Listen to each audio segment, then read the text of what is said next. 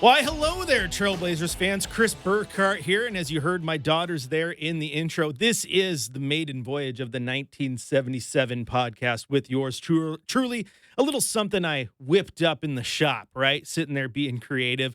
Ideas were going. It probably meant it was like in the shower, right? That's where all the best ideas are made, when you're just sitting there under the hot water and the steam's going. You just got ideas going. It was 1977. A Trailblazers podcast about the Trailblazers, obviously, made for the fans. Something small that you guys can just nibble on, take through it. So you don't got to sit down and listen for 3 hours, right? You just got to listen for 1977. That's right. That is the concept behind this podcast. Something small, something you can just consume on the commute to work or on a quick jog. Every single podcast in homage to the championship winning team of 1977 will be 20 minutes and 17 seconds long, or 19 minutes and 77 seconds, right? That's creative. I like it. I'll take it. So the 1977, that is the idea behind it. I hope you enjoy it.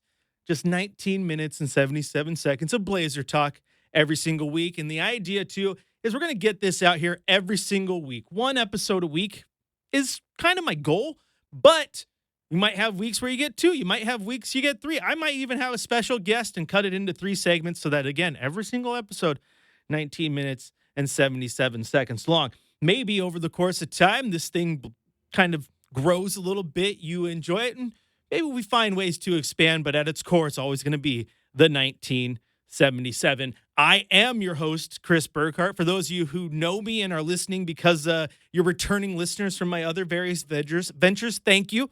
For those of you who don't know me, I have been covering this team now for a little over a decade. I started in early 2014 with what was then Comcast Sports Northwest, and then CSN NW, and then rebranded to NBC Sports Northwest, covering the team as a producer and doing social media and digital media in the locker room, recording videos. If you ever saw a video of a Trailblazers player or visiting player up on the NBC Sports website, it was likely me who filmed it, right?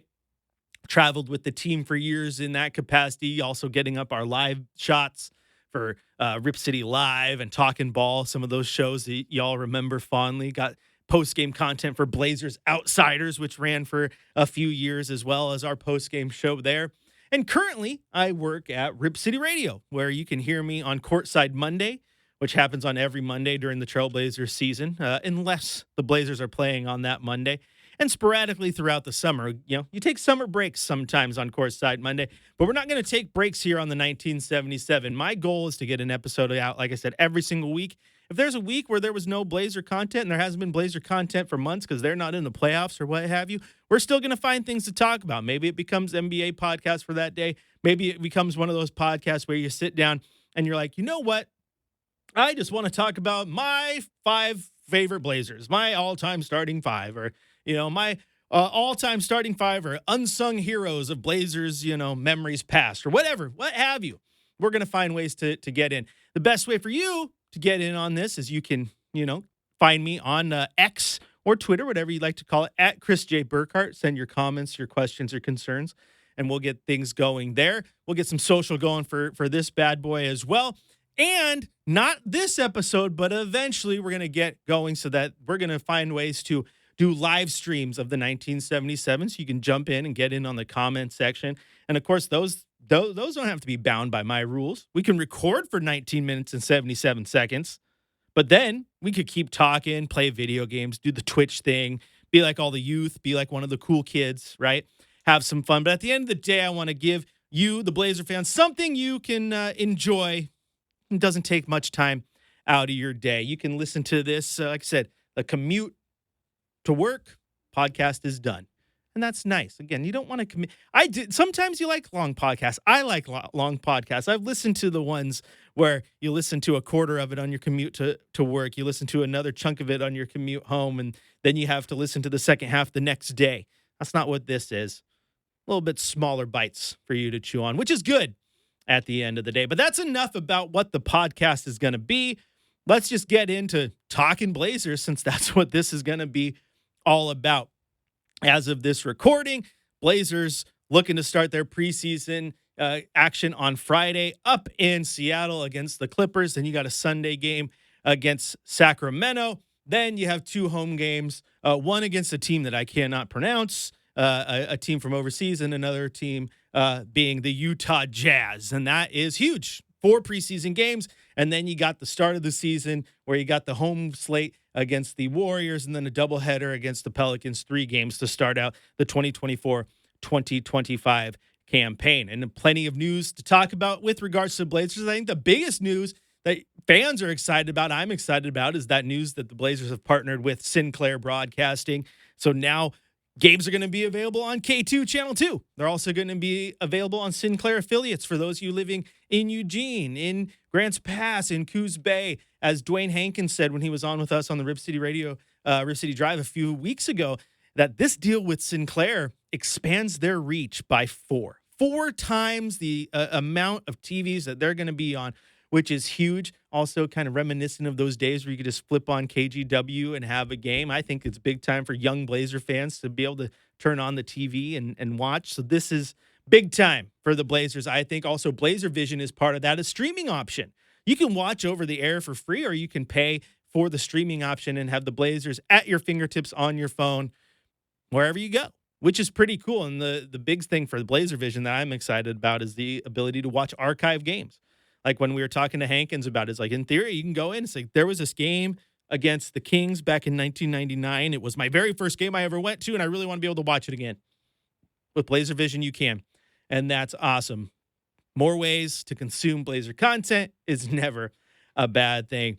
And what kind of Blazers content are you going to be consuming is the question, right? Because this team, by all accounts, may be in capture the flag mode. That's for those of you who don't know. Cooper Flagg is projected to be the number 1 overall pick in this upcoming draft. Another, I don't want to say generational talent, because Wemby was a generational talent. And then if Cooper's a generational talent, that's 2 guys in the span of 3 years that are generational talents. I don't think that's how that works. But you get what I'm saying. He's pretty good at this game of basketball, so whoever gets him is going to be pretty lucky. And the draft itself, unlike last year's draft where the Blazers ended up with Donovan Clingan, this upcoming draft is projected to be pretty deep all the way around. So wherever you end up in that lottery, likely to get some talent. So we'll see where the Blazers go, because that's where I struggle with this team. Because the tank makes sense, right? Because building through the draft is kind of the way things are done and should be done. And you have Scoot Henderson, you have Shaedon Sharpe, who we'll talk more about here in a second. You have Donovan Clingan, you have Toumani Camara, who's going into his second year. Getting another guy in the draft you can build with that core is great. But at the same time, you have DeAndre Ayton, you have Jeremy Grant, you have vets on this team, Anthony Simons, who you look at and you're like, on paper, that's a team that's going to win games, right? Like if you roll out a team that's playing with Ant and playing with Scoot and playing with Denny Avdia, who was an acquisition in the Malcolm Brogdon trade from the Wizards, Jeremy Grant, DeAndre Ayton, that team wins games, right? So then which way do you go? Do you try to trade some of your youth to bring in more players, or do you trade your vets to try to bring in more youth and assets? I think the answer, we all know, is probably the trade vets to bring in assets and continue to build young, get that draft ball rolling, and see what can happen at the end of the day. And you have valuable assets. You have Jeremy Grant, again, you have DeAndre Ayton, you have Anthony Simons. I just don't know if I want him to leave. I like watching good players play good basketball, and those guys are all fun to watch. Right now, they're wearing Blazers uniforms, though, and that's what we're going to talk about. We're not going to talk about the hypotheticals yet. We'll talk about that as we get closer to trade deadlines and all that nonsense. But right now, let's look at the Blazers as they sit going in to this new year. First off, you have the injuries. Time Lord, a.k.a. Robert Williams, who was dealing with the knee injury last year and played like all of 5 minutes and sat out the rest of the season. He has a hamstring injury he's dealing with. Nothing too concerning, but it's kind of ramped back his approach in camp and his ability to get on the court. Hopefully he's full go here soon and you get a chance to see him. And then, of course, Shaedon Sharpe, he had the labrum tear during camp. He's out for a handful of weeks now as well. Most people have said the injury itself, not of a major concern, not going to require surgery or downtime, anything like that. I am someone who has torn that muscle in my shoulder before. It's not fun, but with the right approach and the right recovery, it's not something that necessarily requires surgery. I didn't have to have surgery on mine. Mine wasn't fixed until years of actually taking to the gym and grabbing weights and pounding that shoulder and fixing it, right? That's what Shaden Sharp's going to do over the next handful of weeks to get going. So hopefully he returns to action soon, because I know Blazer fans want to see him. Now's the time to have an injury, though, that sits you out for 3 to 4 weeks, right? Right? It's preseason, it's camp. Let's get ramped up and be ready for the season.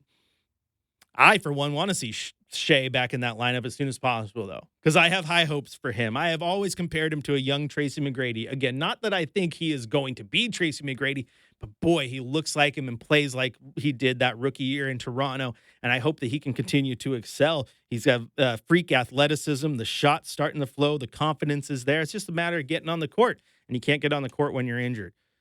Get healthy, Shea, because the Blazer fans want to see you. You also have Scoot Henderson. I think there's big question marks on Scoot going into this year, because last year he definitely left a little bit to be desired. Didn't live up to the hype of the number 3 overall pick. Didn't live up to the hype kind of bestowed upon him, because you're like, this was the guy you traded Dame for. So I think the expectations were fairly lofty for Scoot. But coming out of camp, sounds like the guy's put in a lot of work. First off, he's still built like the Hulk, which is funny. There was a mannequin at media day that was ripped, and everyone kept saying, "Oh, the mannequin looks like Scoot." Yeah, so he's built for the sport, right? But talking to everyone through camp, it sounds like he is slowing the game down a lot, which is huge for a guy like him. He's making better passes. The shot's coming along. There's been videos on social media of him knocking down the three-pointers, which is something that wasn't part of his game last year. He can continue to do those things. That's going to be huge for his progression and the future of the backcourt, because is the future of the backcourt, is it Scoot and Ant? Is it Ant and Shea? Is it Scoot and Shea? I think these are questions that still remain to be answered. Ant is phenomenal. He might be the best player on the team, arguably the best player on the team, but also is going to be coveted by a lot of other teams around the trade deadline and prior. And where does he fit in the long-term plans, especially if Scoot and Shea start to play well? A lot of unanswered questions there, but the Blazers have options, and that's good. I, for one, like a lot of you, hope that Scoot does show great progression here, and we can see that as soon as, again, Friday night against the Clippers in Seattle, handful of preseason games here. I want to see Scoot show out. I don't want to see preseason game where he has, 6 and 8. Nah, go get me 20 and 10. Have a little bit of fun. Also, really excited to see Donovan Clingan. Everybody's been praising him. The defense was great during Summer League. The offense, I think that will continue to grow, but he's going to find ways to get on the court just because he's so good defensively. Right? He has an ability that not a lot of guys do. It's just the intangibles, the intuition, knows where to be, how to be there, when to be there, what to do. And for a young guy, that's big. The offensive side will come, but I also think it's going to be interesting to see how Coach Billups uses him and the other bigs. You can play a Donovan and perhaps a Dwap Reith at the same time. Reith has the ability to space the floor that Donovan doesn't quite have yet. You could play him and Ayton at the same time, because Ayton has that nice little 15-foot jumper and can play a little bit more of that old school power forward next to a traditional center in Donovan Clingan. So you have options there. And again, if that works out, maybe you don't necessarily have to trade DeAndre Ayton. Keep in mind, he's on the upper 20s, right? He hasn't hit the old man 30 yet. He's still young, can fit the air quotes timeline if you want to force it in. But I want to see how those guys play together, because the Blazers have a plethora of riches right now at center if everyone's healthy. Clingan, Ayton, Williams, and Dwap Reith. Where do those guys fit in? We will see here during preseason, but I'm really interested to see how Donovan Clingan fits in all this. And then with DeAndre Ayton too, I'm not necessarily any rush to trade him, because one thing that's come out of camp and you saw at the preseason pressers is leadership, right? This guy is a leader. And I think when he was traded from Phoenix, that was one thing a lot of the Phoenix insiders told us, was that, he kind of wanted to be a leader in Phoenix, but the way that team was built, you already had Devin Booker, you already had Kevin Durant, then you get Bradley Beal. Like, you have guys who have been leaders in this league for a long time, and Ayton wasn't really asked to speak up, right? He's kind of asked to listen. And now on this team, even though I just said he's young, he's still the elder statesman. Like, he's the old guy in that Blazer locker room, and they've looked to him to be a leader. And I find it really interesting that the Blazers go and draft someone at his position in Donovan Clingan, and he has every right to be angry and upset, but all you hear from Donovan is how much he loves DA, how they've started to form a good friendship. They're learning from each other. They play off each other. They love each other. And I think that's part of that leadership that DA brings. So again, I'm not really excited to want to get rid of that too soon, right? And you looked at how he played last year. Again, he could have pouted. He didn't. Played great basketball towards the end, and hopefully he can continue to build on that. A couple of other guys, though, that I'm really eager to see, as I'm sure you are, when it comes to eager to build off what we saw last year. I don't know if there's anyone on this team that people are more excited to see how much they've progressed than Toumani Camara.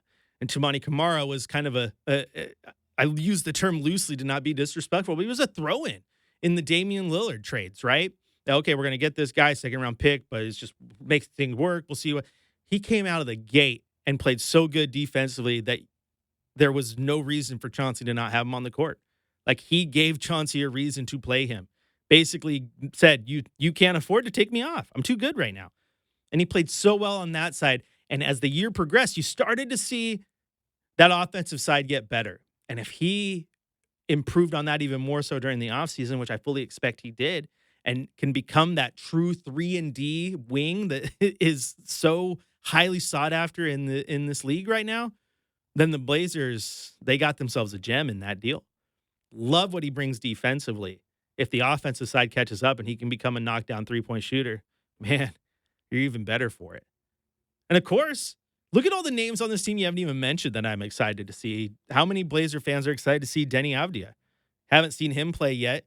You know his game from the 2 games a year that the Blazers played against the Wizards, but you might not be familiar with it. But he's going to be able to hit shots. He's going to be able to play defense. He's going to be able to run the floor. If you trust social media aggregate accounts, Chauncey Billups said he's the best player on the team. That did not happen, by the way. He said there was spurts where he's been the best on the floor in moments at camp, but doesn't mean he was the best player. But he looks good, and he's another young guy that they got in that Malcolm Brogdon deal that can fit, again, the timeline, words we love to hear, right? But he's another guy that I'm just excited to see how he fits, how he plays. Who is he as a basketball player? I'm eager to see, and I know you are too. Now, there's other guys we know what they are, but I'm eager to see them get on the floor again to show how much they've improved. And I think one guy that's really flying under the radar through all this is Jabari Walker. Jabari Walker has got better every single year, in my opinion. Defense was kind of his calling card coming out of Colorado. He's become a good rebounder, good defender. The shot's starting to come. Some people have pointed out on social that the shot looks busted. And you know what? The shot doesn't have to look good. All that matters is you make it. And he finds ways to make shots in practice right now. Hopefully that can start to translate to the games. Hopefully you get a little more progression out of last year, who was a 27-year-old rookie, Dwap Reith, but he can space the floor. Like, there's a lot to like about this season, even if the Blazers have decided tank mode is the way. There's still a lot to like. And that is seeing how good these guys have progressed through the offseason, through camp, and how they start to gel as a nice young team. Because if they can gel as a nice young team, then you look at the templates like Oklahoma City, right? Oklahoma City traded all their stars, got a plethora of picks. They got a nice young potential star in that deal for Paul George and Shai Gilgeous-Alexander. It was just like, the risk there. He's going to be a star if he can blossom and go to where we think he can. And he did. And he's above that. He's one of the best players in the game right now. And then they've drafted well, and they still got assets to look at. I think a team like Houston is starting to come around the corner, getting young, going through the draft. They got a great coach in Ime Udoka. Those things matter. Can the Blazers do the same thing? That's what they want to do. It's just uncharted territory to be in. The Blazers have been so successful for so long. Maybe they weren't winning the championships every single year, but championships are hard to win, right? But what they were doing is they were getting to the playoffs and they were finding ways to win. And I think if you're a Blazer fan, that's all you want to get back to. All right, well, time says it's about time to go. That does it. We've got through the first episode of the 1977. Every single week, 19 minutes and 77 seconds of Blazer content for you to sink your teeth into. And if there's anything specific you want to talk to me about, hit me up on Twitter at Chris J. Burkhardt. Continue the conversation there. Ask me whatever you want. I'll answer questions there, and we'll talk about them on the next episode of the 1977. Rip City, you've been awesome. I look forward to this voyage together.